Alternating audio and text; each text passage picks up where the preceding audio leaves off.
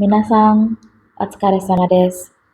Selamat datang di LPK dan SO Duta Mandiri Indonesia. Pada video pembelajaran kali ini, mari kita bersama-sama belajar mengenai bahasa Jepang level dasar part 3. Pada video kali ini, kita akan membahas tentang bunpo berikut ini, yaitu yang pertama, kita akan membahas macam-macam kata tunjuk untuk tempat dalam bahasa Jepang. Ada koko, soko, asoko, dan kochira, sochira, achira. Dilanjutkan cara menyatakan dan menanyakan tempat. Kemudian yang terakhir adalah menyatakan asal benda. Kita langsung saja ke materi yang pertama, yaitu koko, soko, asoko, kochira, sochira, achira. Jadi ini merupakan kata tunjuk untuk menunjukkan tempat atau keberadaan sebuah benda atau manusia. Untuk tata bahasanya bisa Minahang lihat di video.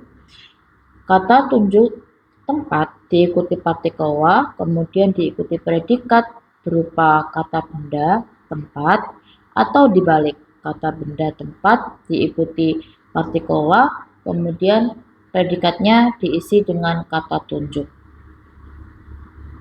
Nah, untuk artinya, koko dan kochira itu diartikan di sini, di mana menunjukkan tempat si pembicara berada.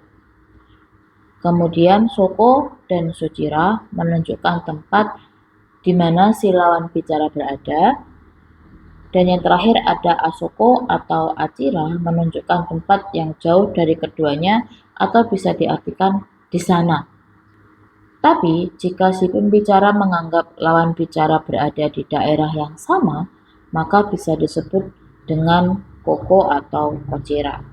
Apa bedanya koko, soko, asoko, dan kochira, sochira, achira? Kata tunjuk kochira, sochira, achira adalah bentuk sopan dari koko, soko, asoko. Untuk arti sama saja, tetapi untuk penggunaannya agak ada perbedaan. Jika Minasang berbincang dengan orang asing atau orang yang derajatnya lebih tinggi seperti sensei atau seperti atasan, maka lebih baik memakai kata tunjuk kochira, sochira, achira. Tetapi jika Minasang berbincang dengan teman, keluarga, atau orang yang kedudukannya lebih rendah seperti adik, anak, dan sebagainya, cukup memakai koko, soko, atau asoko. Untuk lebih jelasnya, mari kita baca contoh kalimat berikut, yaitu yang pertama, koko wa kyositsu desu. Ini adalah ruang kelas. Yang nomor 2, sochira wa toire desu. Itu adalah toilet. Kemudian yang terakhir, jimusho wa achira desu. Kantor ada di sebelah sana. Berikut adalah contoh percakapan antara Ari dan Vita yang memakai kata tunjuk tempat. Sensei baca, Minasang simak ya. Koko wa kaikishitsu desu ka? Iie, chigaimasu. Soko wa jimusho desu. Jimusho desu ka? Wakarimashita. Di sini Arisang bertanya apakah ini ruang rapat. Kemudian Vita menjawab, bukan, itu bukan ruang rapat, melainkan kantor. Berikutnya ada soal latihan. Sensei baca contohnya, Minasang simak. Koko shokudo dirubah menjadi koko wa shokudo desu. Sensei beri waktu 10 detik untuk mencoba. Silakan.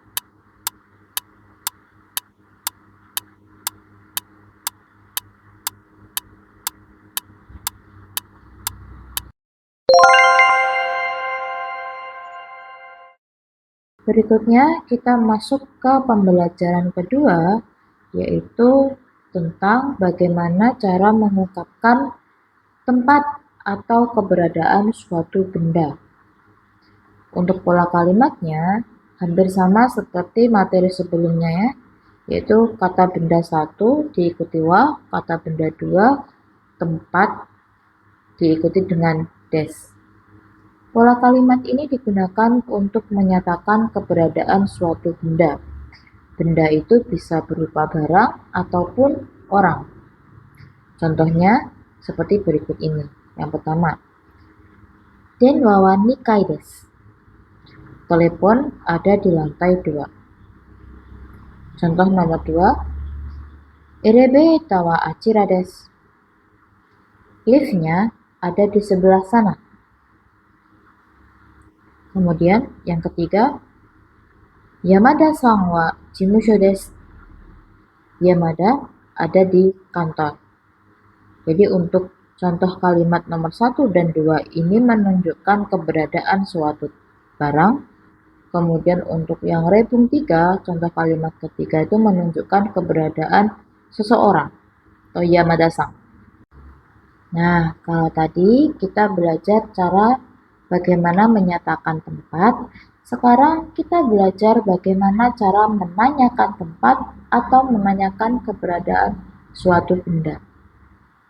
Untuk pola kalimatnya hampir sama, hanya saja untuk kata tanya yang dipakai adalah doko desu ka? Atau juga bisa memakai dochira desu ka? Untuk dochira desu ka ini selain digunakan untuk menanyakan tempat, juga bisa digunakan untuk menanyakan arah. Contohnya, yang pertama, Kaidan wa dochira desu ka? Tangga ada di sebelah mana? Sochira desu. Di situ, ada di situ. Kalimat kedua, Kaigi shitsu wa doko desu ka?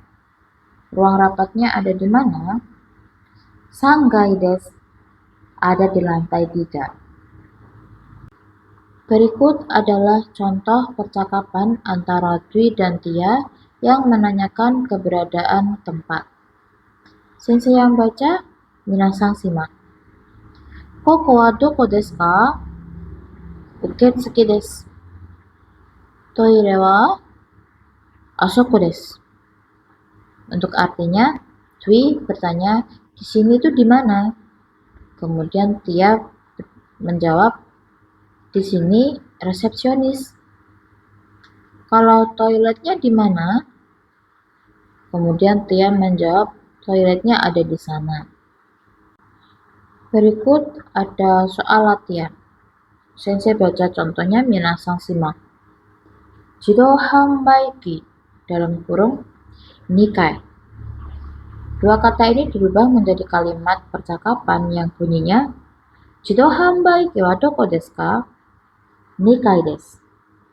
Jadi kotoba atau kata yang di dalam kurung itu merupakan respon dari soalnya, pertanyaannya. Sensei beri waktu 10 detik untuk mencoba. Silakan.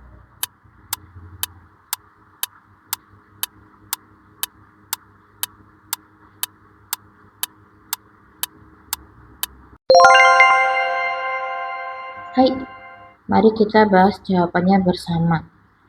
Yang pertama, toire wa doko desu ka? 1階です。Yang kedua, Teresa-chan wa doko desu ka? 教室です。Yang ketiga, 会議室の鍵はどこですか? 事務所です。Berikutnya kita masuk ke materi terakhir, yaitu bagaimana cara mengungkapkan asal sebuah benda. Untuk pola kalimatnya seperti yang ada di video ini, yaitu kata benda 1 diikuti partikel no, kemudian kata benda 2 des. Di mana kata benda pertama itu berisikan asal benda, bisa kota, negara, atau nama perusahaan yang memproduksinya. Sedangkan kata benda kedua merupakan nama barang atau jenis barang yang akan dijelaskan. Sedangkan untuk kata tanya yang digunakan adalah doko no desu ka? Minasan sudah pernah belajar fungsi partikel no kan sebelumnya?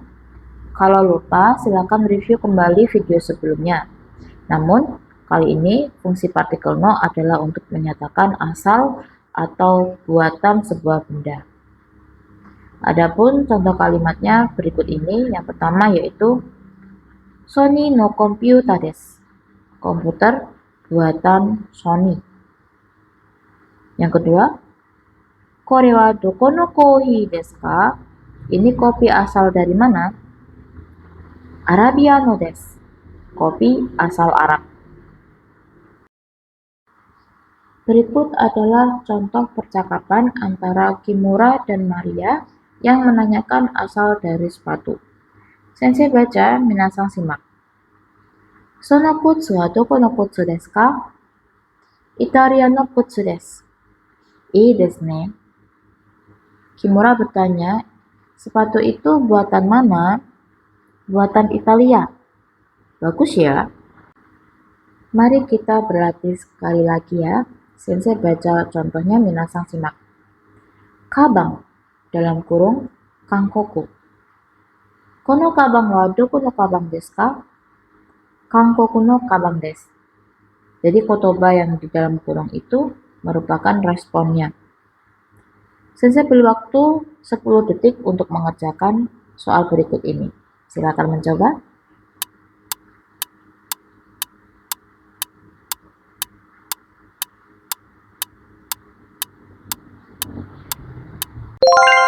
Hai, 10 detik sudah berlalu, mari kita bahas jawabannya.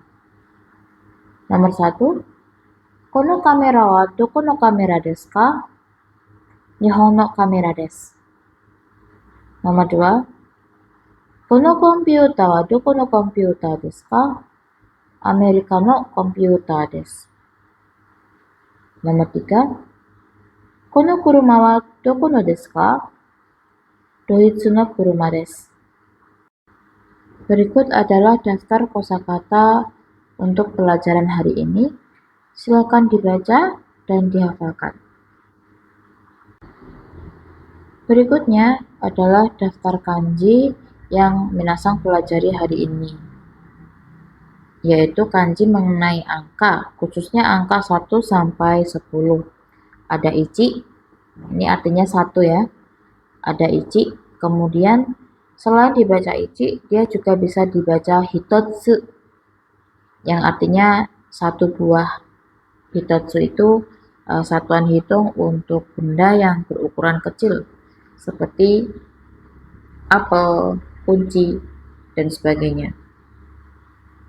Kemudian yang kedua ada kanji ni, kanji 2. Untuk cara bacanya yaitu futatsu, 2 buah. Kemudian kanji berikutnya kanji sang, artinya 3.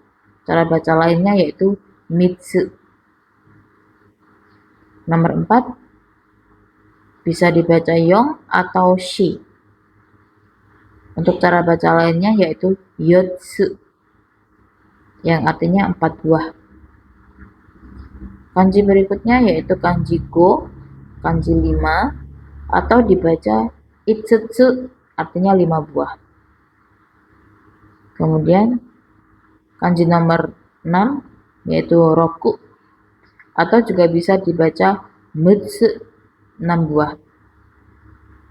Kanji nomor 7 bisa dibaca nana atau shichi, juga memiliki cara baca lain yaitu nanatsu, artinya 7 buah. Kanji nomor 8 hachi, juga bisa dibaca yatsu, yang artinya 8 buah. Kemudian kanji nomor 9 yaitu kyu, juga bisa dibaca ku. Cara baca lainnya yaitu kokonotsu, artinya 9 buah. Dan yang terakhir yaitu kanji 10, dibaca ju, juga bisa dibaca to, artinya 10 buah.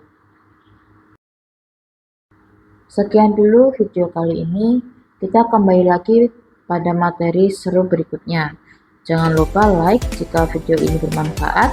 Kalau ada saran, masukan, atau pertanyaan, silahkan tinggalkan komentar di bawah.